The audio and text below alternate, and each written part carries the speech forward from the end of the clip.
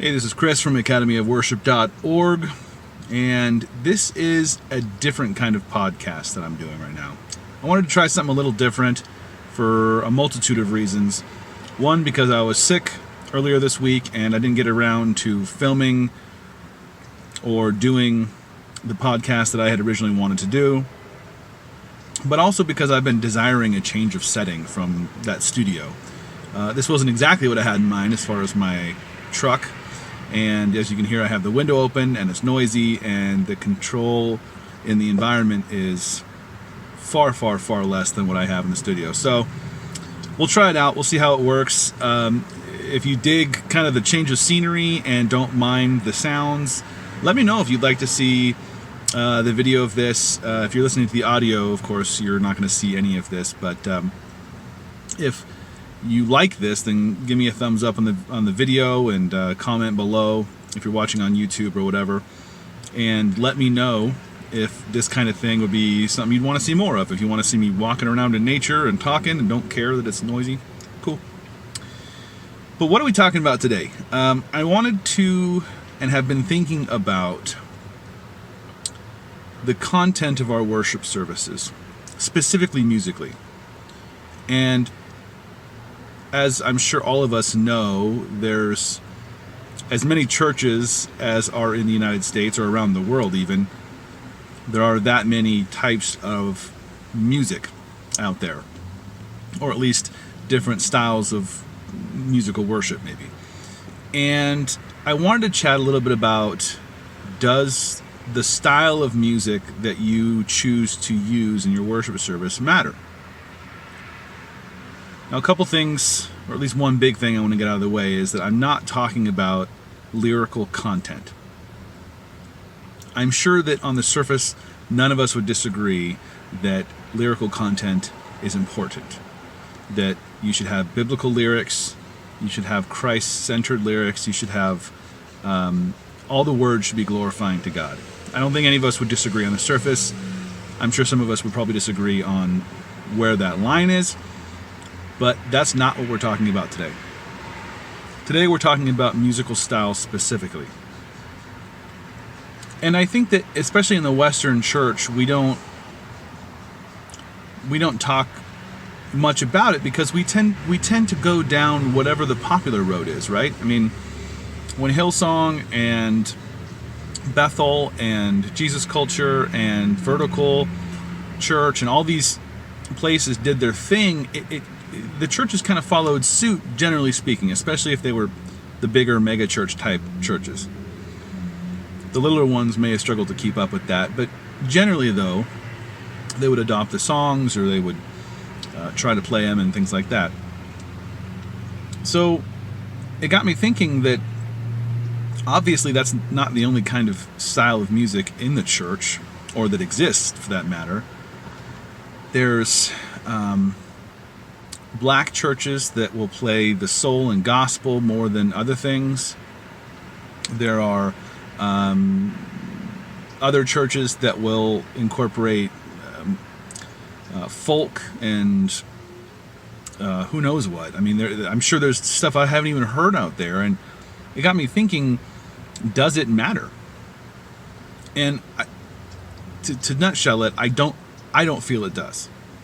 Because I've also seen documentaries on YouTube or other places about churches in South America that play metal. And if you go to their church, they're a metal church. They glorify God and love Jesus as much as you or I. But the music they play and the culture in which they exist is very metal. So it's lots of black, and of course the music is loud and fast and not what you would find in a typical Western church. And there's other churches out there, of course, that are very traditional, so they're piano and maybe even organ based, and some churches that don't even use instruments, it's all voices. They don't believe that you should use instruments in worship. And I don't know that I'm going to get much pushback on this. I don't think many people would disagree, but I don't believe that the style of music you use should matter. I believe, and I think, again, we'd probably all agree that God created music. This isn't something that man created. Now, we took it and did our own thing with it. Some of it, of course, is glorifying to God, and some of it isn't. So I think it's important to probably delineate that types of music can be good and bad, I suppose, depending on what the intention we put behind it was. But I don't think a church should care what style of music that they're playing. The main thing that I seem to take away from most interactions I have with other worship leaders or other music leaders or musicians in worship teams is regarding how their church uses the music or what kind of culture is in their church. Because I wouldn't want to walk into a church that is, say, used to a choir and a piano or an orchestra or something that we would classify as traditional and interject my guitar-based biases. That I don't think that would be fair to them. And I think the same thing could be said the other way, where if you have a culture and a church that is very, we'll call it modern, but that's not the right word, you know what I mean. They're modern in that they want to use modern instruments only. They don't necessarily incorporate some of the traditional instruments or choirs and things like that. I don't think they should be interjecting their viewpoint there as far as trying to stop worship from happening.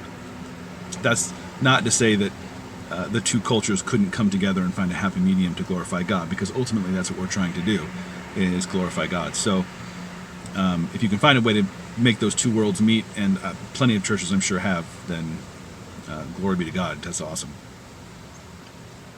But I think that as worship musicians and worship leaders, we should be asking ourselves the question of not necessarily do I need to change my style of music or what else is out there, or trying to find the newest and best thing, or being on the other side of the coin afraid to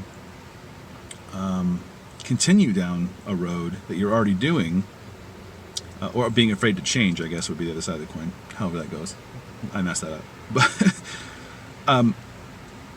simply for the sake of change, or that if it goes against the culture of what your church is comfortable with, I guess. Because, like I said before, and again, I think we'd all agree that our job as worship musicians and worship leaders, and pastors, and all of those things, is to glorify God, to preach His word, to make Him known. And specifically with music, we need to understand the culture in which we exist as musicians or leaders. So if your church is, I guess, struggling with, maybe it's not the style that you're specifically struggling with, or maybe you haven't even put like a definition on what you're struggling with as a church or as a musical team or whatever,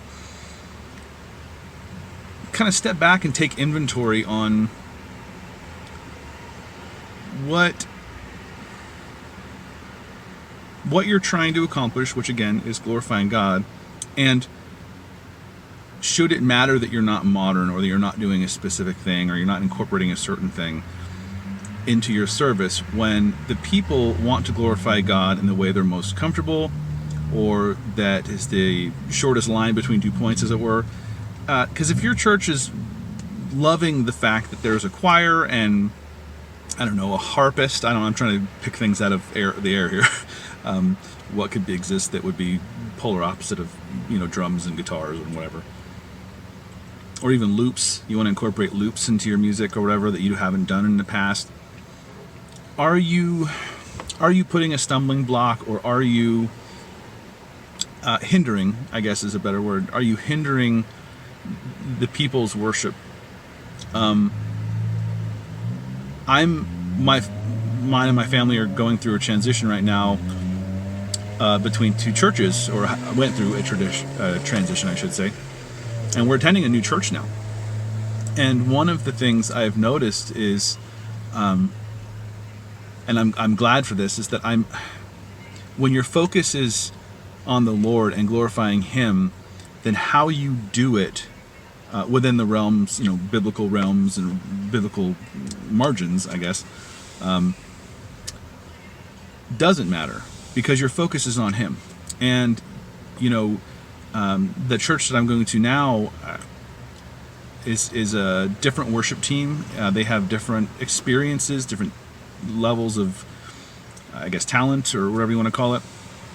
But that doesn't detract from the people in the congregation worshiping.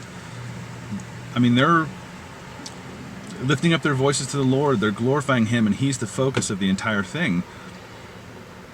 And it was kind of a neat thing to be able to sit in the congregation and, I hate using the word experience. It's a modern worship term. Too many people do it too often. But experience that as not when I'm not leading worship or I'm not, on the platform. And it got me to thinking about this topic of does it matter? And it got me thinking more toward, styles and what are the things in music that churches split over. I think I mentioned in a previous podcast that there's churches, I won't say whole denominations, but there's churches that split over styles of music, drums in church. I mean, I'm sure we've all been a member or a part of a church that there was some objection to something going on in the music. Rarely is it over theological issues. It's whether or not the bass is too loud, right? And so I don't know that there's.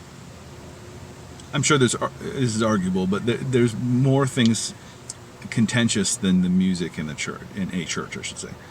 So I guess, I don't know, this podcast is kind of an exhortation to all of us as leaders and musicians and stuff, but it's also kind of a self-reflection of now that I can look from the outside in, as it were, and not be a part of seeing how the sausage was made, that whole thing. I don't have to lead it necessarily. I can rest in the Lord and just worship. That kind of stuff starts coming to the forefront more than it did when you're kind of focused on getting ready for the week and, is this song going to be okay? Is the band or the musicians ready? Have I met with my pastor, or at least emailed with them to make sure that, we have all of our ducks in a row for the service and blah, blah, blah. There's all these tech issues and things like that. And we don't step back and think about, am I enabling the people in the congregation that I've been entrusted to lead in a way that glorifies God? Excuse me. Am I allowing them to worship in a way that they're comfortable? I'm not pushing them too hard. Now, that's not to say that you can't stretch your congregation, you can't try new things. That's not what I'm saying. But if you're trying to change for the sake of change, or you're trying to do something because someone else is doing it, or because maybe personally you like a specific style of music or a style of worship, if you've been entrusted to lead that congregation, I'll put this in terms of if I've been entrusted by God to lead that congregation musically, then my first responsibility is to God for that congregation. And if I'm messing with the way they're worshiping or putting a stumbling block out there, not in the way that the traditional stumbling block that we talk about for sin, but a stumbling block, the musical style doesn't really jive with the culture and DNA of the church, or maybe my motivations behind changing the music or trying something new is not the most honest, or however you want to phrase that. I just think there's a lot behind that, and I think that we as worship leaders, what I'm getting to this whole time is that we need to understand that the style of music isn't what's important. It's the content, and most importantly, it's the focus. If you can get the focus right, and you can get your congregation to sign off on whatever it is that you're trying to do, go ahead. Change the style, change whatever. But don't take something away from your congregation We shouldn't take something away from our congregation just because we think that delay on a guitar is really, really cool and we don't implement it enough, right? Or, man, that synth track is really, really cool. I'd love to incorporate that. And vice versa. If you're going to a really modern church, air quotes, and you come from a very traditional background, don't complain if you walk through the doors into the sanctuary or wherever, and the people are worshiping in biblical truth. God is the focus of their worship and not themselves, which is an entirely different podcast. I'll talk about that at some other point. And you walk through the doors and, biblically things are lining up and it's not, there's not other worries. But the style of music has you down. Let's say you come from, hey, I'm gonna call out the older generation. If anyone out there is the older generation, older than me, above 50 something, and it bothers you that the style of music is loud, modern, take your pick. Bass is too loud, there's drums, whatever. There's no choir, all the things that traditionally get objected to in, quote, modern worship music. You need to also take a step back. Or if you're a worship leader walking into that position where you come from a traditional background, maybe you're a part of a worship team now that is incorporating things that you're not used to, don't object because of the style. I don't think we should. I think that the objection should be, any objection we have over worship music should be theological and focus-based. If those two things, I'm sure there's more, but those two things seem to me, they rise to the top as what we should have issues with if we have an issue with worship music, not style. But those are my thoughts. I don't know. This is a relatively shorter podcast, mainly because I'm in my truck. And again, sorry. Hopefully this all came across okay. And I'd love to hear from you below in the comments, or if you're listening to it on a podcast app, hit the comments or whatever they have on it. Or just send me an email. You can always shoot me an email at academyofworship@gmail.com, and I will do my best to get back to you. But again, if you go to youtube.com/academyofworship, leave me a comment on this or any video, really. That's a great way too. But I hope that this has given you some food for thought, and I know it has for me, and that's the only reason I'm really kind of coming at this podcast from my truck and kind of changing things up, is because it's been on my mind, and something that I think we talk about, but we don't do anything about, or we don't cross the T or dot the I. We don't finish the sentence or whatever. We don't really get to the end of that conversation. We just kind of like, yeah, it'd be great if, or boy, in a perfect world, we shouldn't care about X, Y, and Z. But deep down, we do. We do care, and we need to talk about it more. So discuss it below in the comments, or wherever you are, with your worship leader, with your wife, with your husband, whomever. Talk about it, bring it up, discuss it, and try to figure out where the problem lies. If you do have a problem with something, is it theological or focus-based? Or if it's those, then by all means object. But if it's over because there's not a piano, or it's over because they're not playing the most modern vertical worship song or something, I don't know. I think, to borrow a phrase, we need to check our heart. Right? So anyway, like, subscribe, and share this amongst your friends and theological compatriots. I don't know. And I'd love to hear from y'all. That's it. That's all I got. Hope you enjoyed it. I guess we'll see you in the next one. Oh yeah, let me know if you like the format. I'll try to change it up once in a while. I've been wanting to do that anyway, so cool. Talk to you guys later.